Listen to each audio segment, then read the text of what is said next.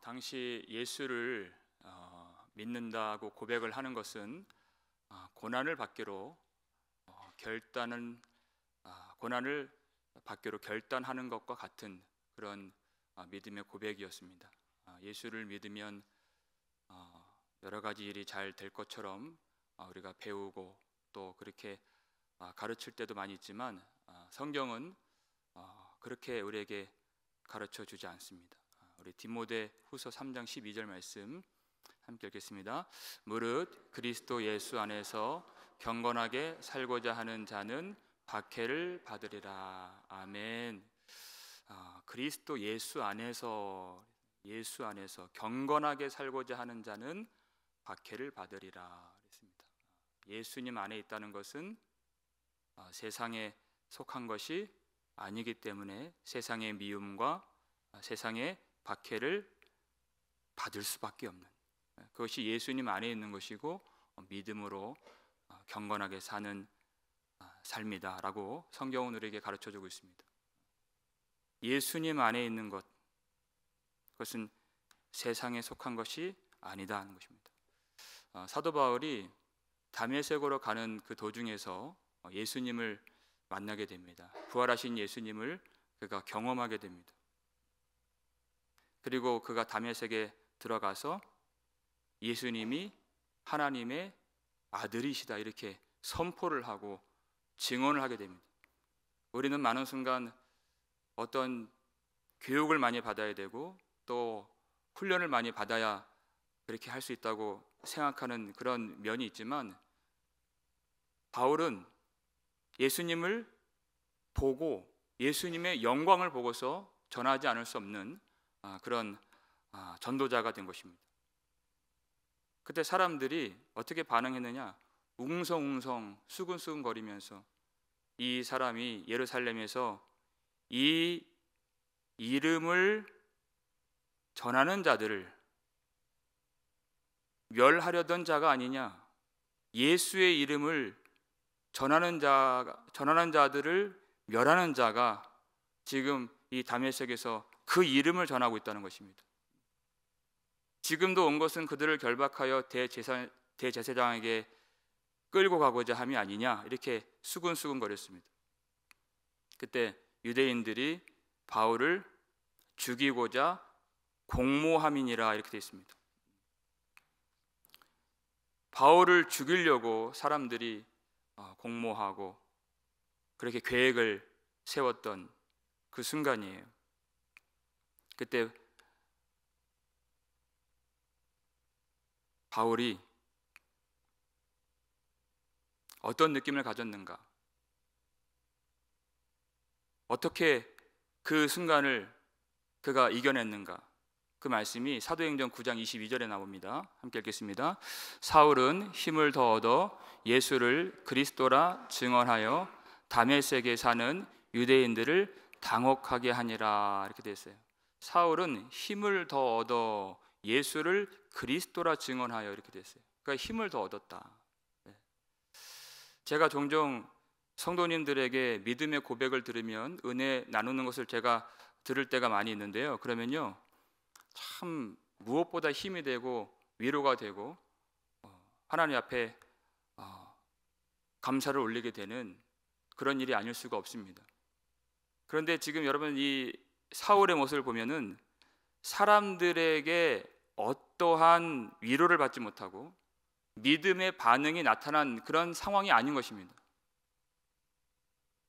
그런데 그가 힘을 더 얻어서 예수를 증언했다 이렇게 됐어요.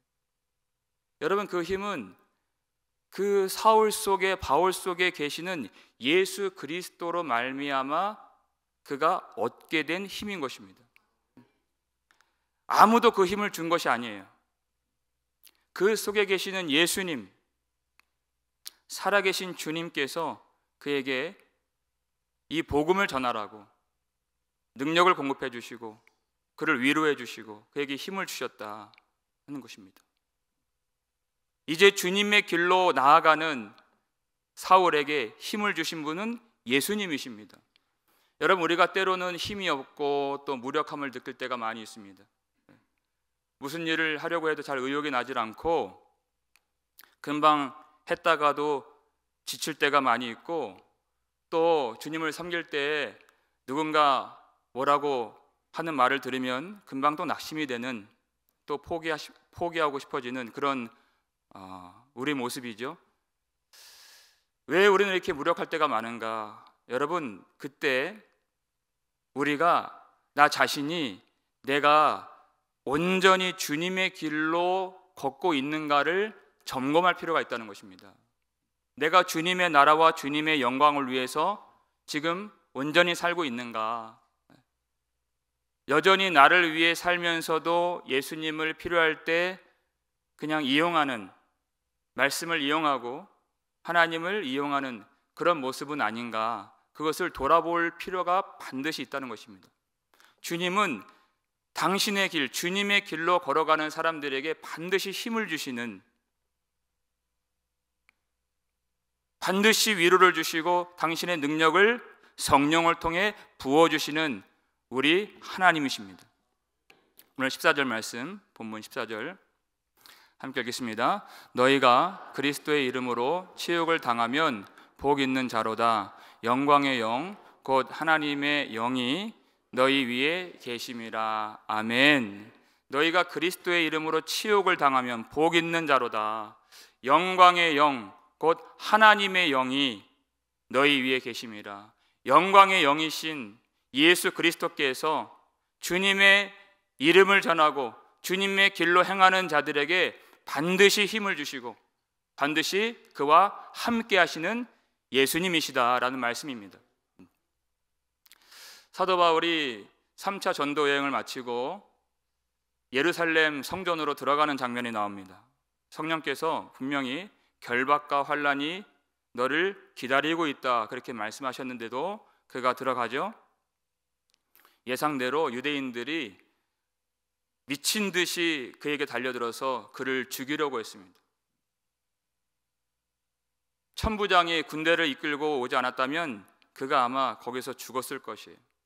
성경의 기록에 의하면 유대인들이 바울을 찢어 죽이려고 했다고 기록이 되어 있습니다. 그리고 그날 밤에는 그들이 죽이는 일에 실패했기 때문에 바울을 죽이지 아니하면 먹지도 아니하고 마시지도 아니하리라 이렇게 맹세한 사람들이 40명이 모여서 동맹을 맺었어요. 그날 밤이에요. 그렇게 외롭고 온 몸은 두들겨 맞아서 상처투성이었던 바울이 그날 밤 누구를 만납니까? 사도행전 23장 11절 말씀인데요. 읽겠습니다. 그날 밤에 주께서 바울 곁에 서서 이르시되 담대하라. 내가 예루살렘에서 나의 일을 증언한 것 같이 로마에서도 증언하여야 하리라 하시니라. 아멘. 그날 밤에 주께서 바울 곁에 서서 이르시되 그랬어요. 온 몸에는 상처투성이고 그 로마 군병들의 영내 감옥 같은 그곳에 외롭게 홀로 남겨진 바울 곁에 예수님이 찾아가시고 예수님이 나타나셔서 담대하라. 아무것도 두려워하지 말라는 것입니다.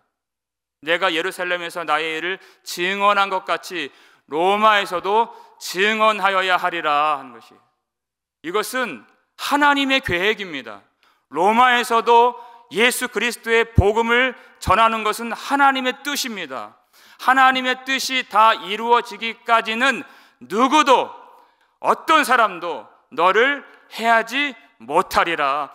하나님이 그를 보호해 주시겠다고 약속을 해 주신 것이에요. 하나님이 그와 함께 하시겠다.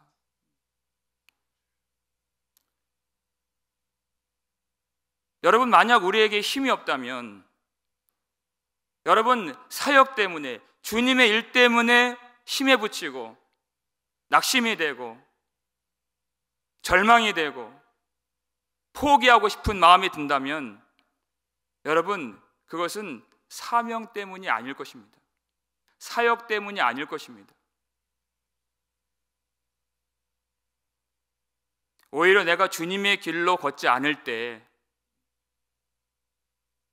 내 뜻대로 살려 하고 내 정욕과 내 욕심대로 그렇게 나의 길로 걷고자 할 때, 그때는 낙심이 돼요.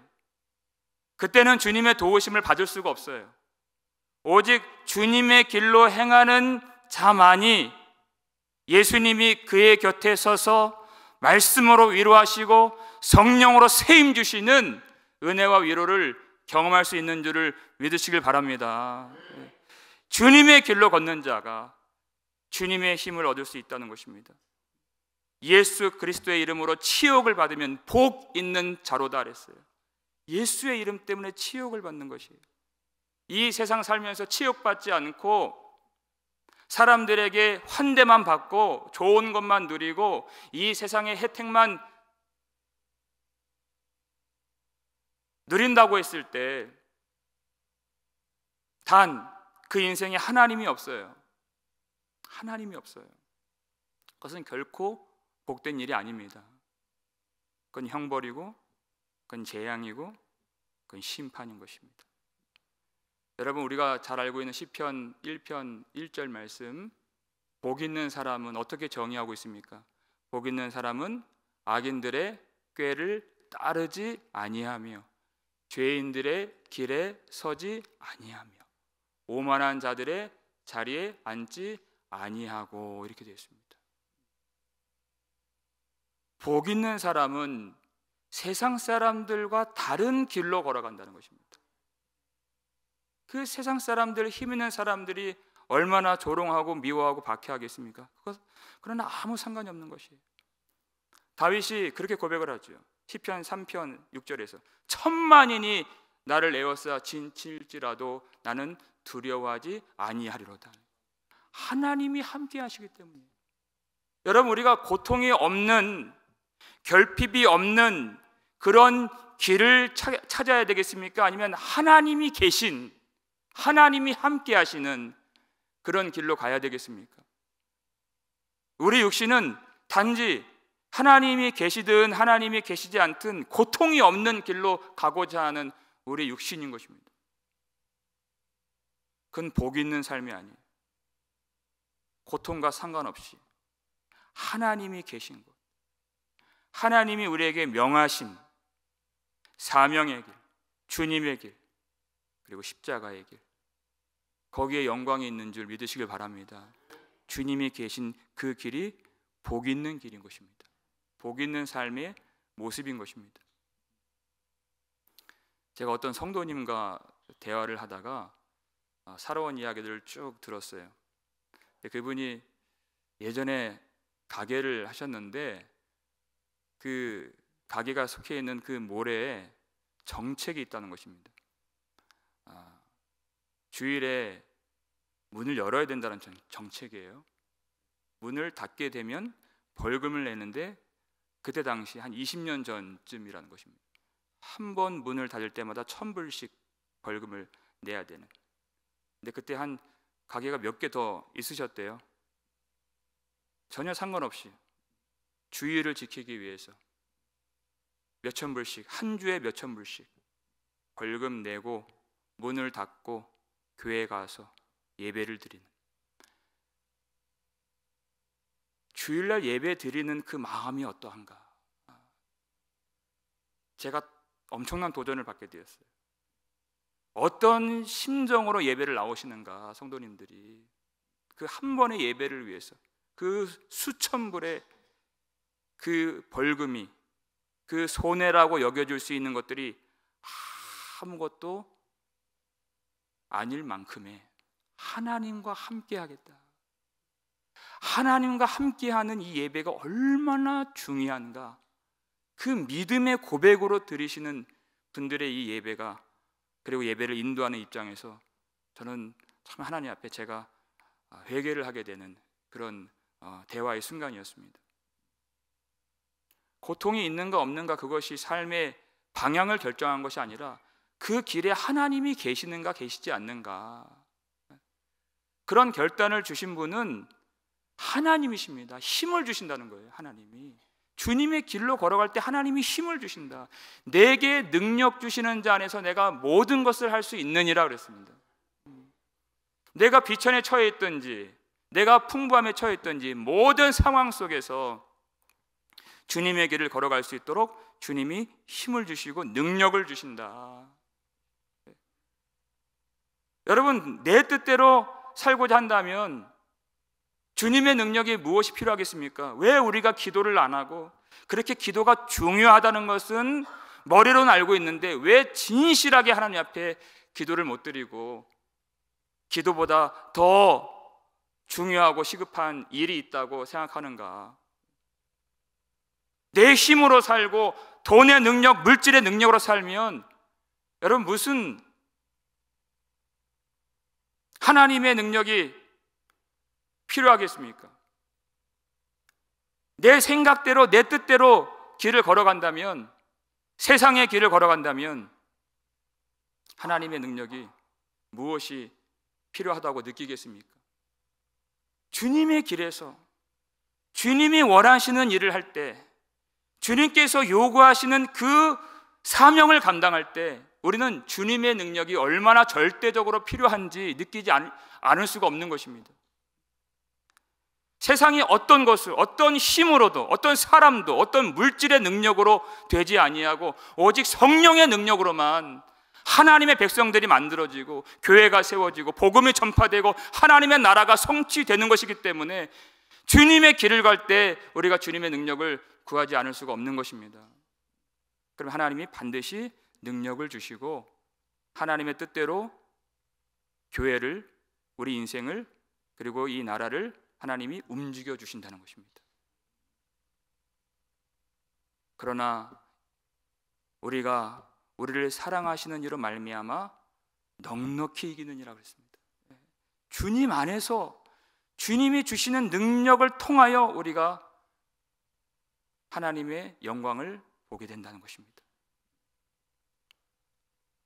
예수 그리스도의 이름 때문에 치욕을 당하는 것, 고난을 받는 것, 그 고난이 우리에게 반드시 필요한 것이. 그런데 고난 받을 때 오해하지 말라는 것입니다. 예수님 때문에 받는 고난이 아니라 죄 때문에 받는 고난도 있기 때문에 오해해서는 안 된다는 것이에요. 15절 말씀인데요, 읽겠습니다. 너희 중에 누구든지 살인이나 도둑질이나 악행이나 남의 일을 간섭하는 자로 고난을 받지 말려니와 그랬어요. 지금 계속해서 성도들이 받는 고난에 대해서 하나님이 말씀으로 위로를 주고 계십니다. 고난에 대해서. 근데 우리가 고난을 받는다, 성도들이 고난을 받는다는 것이 반드시 영광으로 귀결되는 것은 아니다. 고난 그 자체가 영광을 주는 것은 아니다. 어떤 고난은 예수 그리스도의 이름 때문에 받는 그 고난도 있지만 어떤 고난은 자기가 잘못해서 하나님의 길을 벗어나서 받는 고난이 많이 있기 때문에, 내가 하나님의 길을 벗어나서 고난을 받는데 나는 믿음의 사람이기 때문에 이런 어려움이 있는 거야 라고 착각해서는 안 된다는 것입니다. 다윗이 자기 아들 압살롬이 자기를 죽이려고 하는 아주 큰 환난을 겪었습니다. 그것은 다윗은 의인이고 압살롬은 악인이기 때문에 받았던 고난이 아니었습니다. 하나님이 나단을 통해서 책망하실 때 뭐라고 말씀하셨냐면, 하나님이 다윗에게 내가 나를 업신여기며, 내가 나를 업신여기고 햇사람 우리아의 아내를 빼앗아 내 아내로 삼았은즉 칼이 내 집에서 영원히 떠나지 아니하리라, 이렇게 말씀하셨어요. 다윗이 의인이기 때문에 고난을 받은 것이 아니라 그가 하나님 앞에서 범죄한 것 때문에. 여러분, 이게 죄는 반드시 우리에게 고통을 가져다 주는 죄라는 것입니다. 하나님의 보호하심과 하나님의 도와주심을 받지 못하게 하는 죄라는 것이에요. 주님의 길로 걸어가야 힘을 주시는데 주님의 길로 걸어가지 않고 그 악한 길로 걸어갈 때 어떻게 주님이 우리에게 힘을 주시겠습니까? 하나님의 임재를 경험하지 못하게 하는 게 죄고 하나님의 영광이 떠나게 만드는 것이 바로 죄라는 것입니다. 여기 15절 보니까요, 누구든지 살인이나 도둑질이나 악행이나 그랬어요. 그런데 여기 독특하게 남의 일을 간섭하는 자로 고난을 받지 말려니와 이렇게 나왔어요. 남의 일을 간섭하는 자. 여러분, 간섭하는 것이 뭡니까? 우리가 이 관심과 간섭을 혼동해서는 안 돼요. 관심은 사랑에서 나온 것입니다.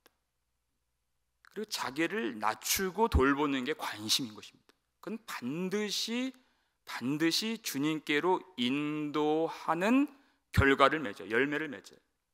근데 참견은 그렇지 않습니다.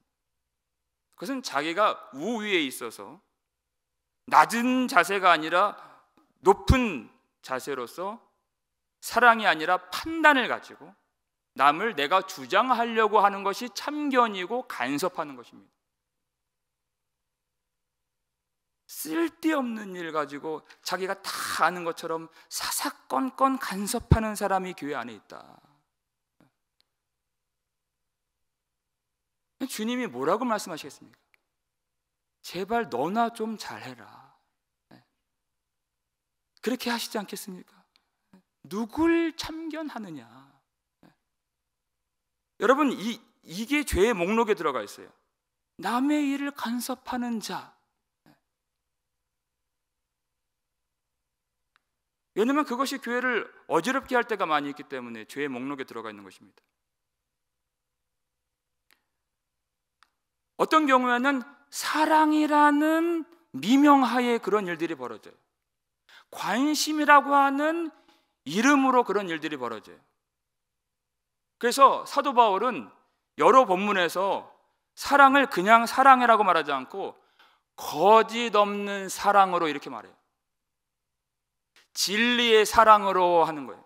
그건 내가 갖고 있는 인간적인 사랑이 아니라 내 속에 계시는 예수 그리스도의 사랑으로 섬기는 것을 말하는 것이에요. 내 속에 계시는 예수 그리스도의 사랑으로 섬기면 그를 예수 그리스도께로 인도해낼 수 있는 것입니다. 근데 내 안에 있는 내 것을 가지고 할 때 그럼 내 사람을 만드는 것이에요. 좋은 열매가 맺혀지지 않아요.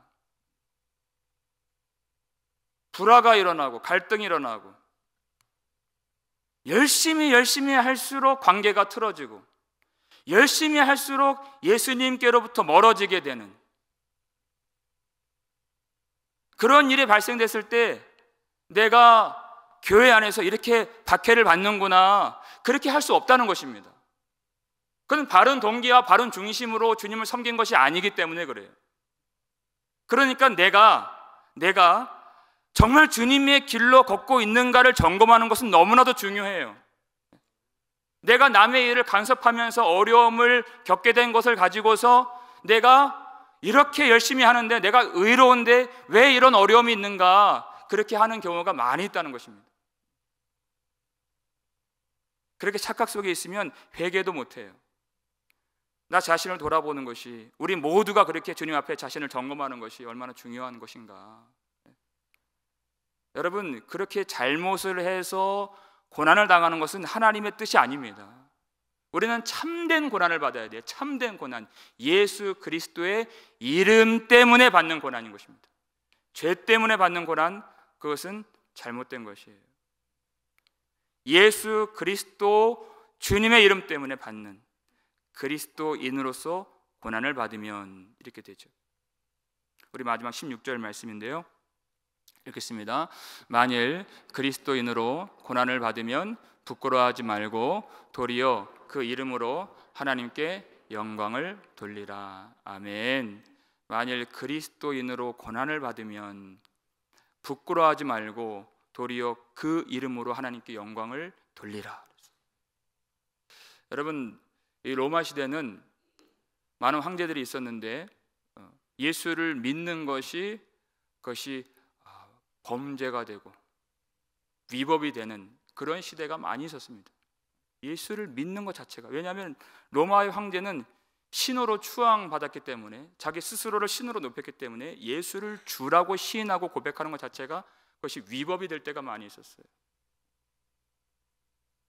그러나 내가 예수의 이름 때문에 그리스도인으로서 고난을 받으면 그것은 부끄러운 일이 아니다. 그것은 영광스러운 일이다.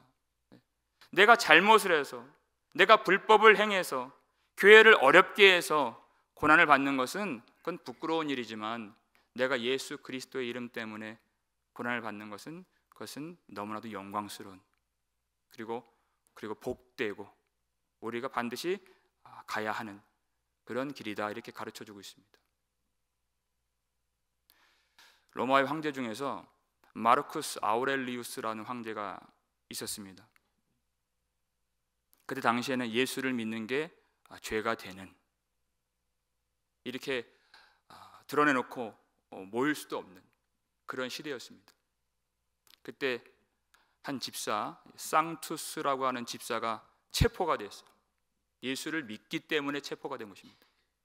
재판에 넘겨지고 신문을 받아요. 여러 가지 질문을 이제 재판장이 건넵니다. 그런데 그는 한 가지 대답밖에 하지 않았다는 것입니다. 모든 질문에 그는 나는 그리스도인입니다 라는 대답만 했다는 것입니다. 내 이름이 뭐냐? 나는 그리스도인입니다. 내 신분이 뭐냐? 자유인이냐 노예냐? 나는 그리스도인입니다. 내가 어디에 사냐? 나는 그리스도인입니다. 어떤 질문을 해도 예수 그리스도의 이름만 고백하는, 예수 그리스도의 이름만 듣게 되는 그런 일밖에 일어나지 않았다.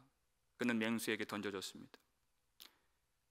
여러분, 그는 너무나도 정직하게 고백을 했던 것입니다. 우리의 이름이 무엇입니까?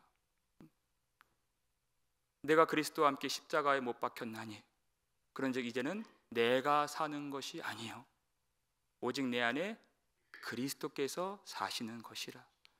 내가 사는 것이 아닌, 내 이름이 지워진, 내 존재가 지워진, 오직 내 안에 그리스도만이 사시고 그리스도만이 나의 의미가 되시는,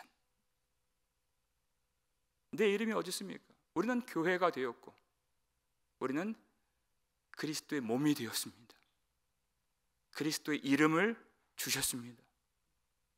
우리의 신분이 무엇입니까? 우리는 예수 그리스도의 것이 되었고 예수 그리스도 안에서 하나님의 자녀가 되었습니다. 우리가 어디에 삽니까? 우리는 예수 그리스도 안에 사는 주님의 사람이 되었습니다. 여러분, 우리가 갖고 있는 이 예수 그리스도의 이름의 영광이, 우리의 신분이, 우리의 이름이 얼마나 놀라운 것입니까?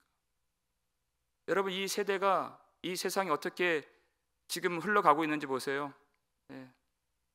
얼마나 하나님의 말씀의 권위를 침해하고 무시하고 이제는 법으로 교회를 무너뜨리려고 하는 그런, 여러분, 이 세대를 보십시오. 여러분, 이 세상이, 이 교회 건물은 무너뜨릴 수 있습니다. 성도들 옥에 가둘 수 있습니다. 그러나 우리의 영혼은 영원히 자유합니다. 우리의 이름, 우리의 신분, 하나님이 우리에게 주신 생명, 누구도 건드리지 못하는 것입니다. 복음은 매인바되지 않는다는 것입니다. 우리가 그리스도인이라고 하는 것, 그냥 나는 교회를 다니는 사람입니다, 종교란에 기독교인이라고 쓸 만한 그 정도의 이름이 아닌 것입니다. 만물보다 크신 주님께서 내 안에 계시고 주님이 택한 자들, 이 세상이 만지지도 못하느니라 약속을 하시고 주님 안에서 보호받는 영원한 생명을 누리는 하나님의 백성들이 바로 그리스도인인 것입니다. 예수님이 우리 속에 거하신다는 사실을 우리가 언제 느낄 수 있습니까? 이 세상에서 환난을 당하고 주님의 길로 걸어가려고 믿음으로 살려고 몸부림을 치면서 주님을 따라갈 때 많은 환난과 시험과 도전과 어려움을 당하게 됩니다. 그러나 그때마다 그 외롭게 홀로 남은 그 영내 감옥 그 밤에 주님께서 바울을 찾아가 주신 것처럼 주께서 우리에게 다가와 주셔서 말씀으로 위로해 주시고 영광의 힘을 주시고 모든 것을 능히 이길 만한 은혜를 주시는 바로 그 존재가 그리스도인인 것입니다. 여러분, 우리는 어떻게 하면 잘 살까? 어떻게 하면 고통이 없는 그런 우리의 삶이 되고 가정이 될까? 그것을 고민하는 사람들이 아닌 것입니다. 오직 주님의 길로 걸어가고자 나의 삶을 다 주님께 이미 바쳐진, 주님께 드려진 주님의 소유 그리스도인임을 여러분 진실로 고백할 수 있기를 주님의 이름으로 축원합니다. 예수 그리스도 안에 속한 그리스도인이라는 사실이 나를 그리스도인이라고 불러주시고 그리스도의 이름을 내게 주신 이 놀라운 사실이 얼마나 크고 얼마나 영광스러우며 얼마나 복되고 얼마나 놀라운 것인지 이 밤에 진실하게 깨달을 수 있는 저와 여러분 될 수 있기를 주님의 이름으로 축원합니다. 그리하여서 이 마지막 때 예수님과 함께 고난을 받는 자들이 예수님 다시 오시는 그날에 장차 주님의 영광 속에 들어가게 될 것을 소망하면서 예수님 이름 때문에 치욕을 받고 고난을 받는 순간순간마다 오직 예수 그리스도의 이름을 선포하며 오직 예수 그리스도의 영광을 선포하며 주님의 복음을 선포하여 하나님께 영광 돌릴 수 있는 저와 여러분 되시기를 주님의 이름으로 축원합니다.